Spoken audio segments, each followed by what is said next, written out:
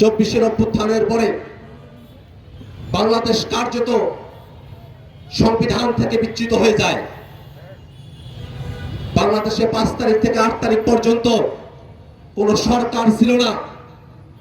এই সময়টাতে আপনি সংবিধানের কোন ধারাতে ব্যাখ্যা করবেন? বাংলাদেশে অন্তর্বর্তীকালীন সরকার করার কোন বিধান ছিল না সংবিধানে।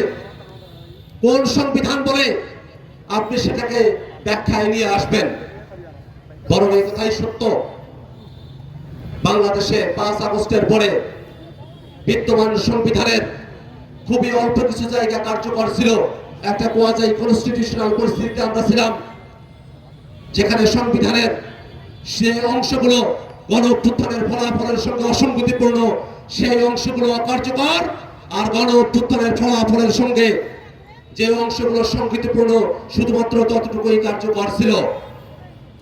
আমরা এই সংবিধানের ঘের থেকে বেরিয়ে গিয়ে নতুন একটা ভিত্তিমূলের ভিত্তিতে বাংলাদেশে একটা সংবিধান প্রণয়ন করতে চেয়েছিলাম। জন্যই আমরা সংশোধনের মধ্য দিয়ে না, সংবিধান সংস্কারের মধ্য দিয়ে আমরা নতুন এক সংবিধানের পথে যাত্রার কথা বলেছিলাম।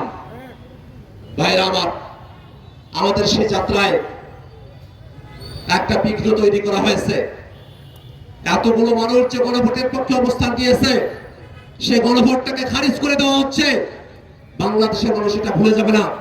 বাংলাদেশের মানুষ অবশ্যই গণভোটের রায় বাস্তবায়ন করে তারপরে বাংলাদেশে অন্য সিদ্ধান্তের দিকে অগ্রসর হবে।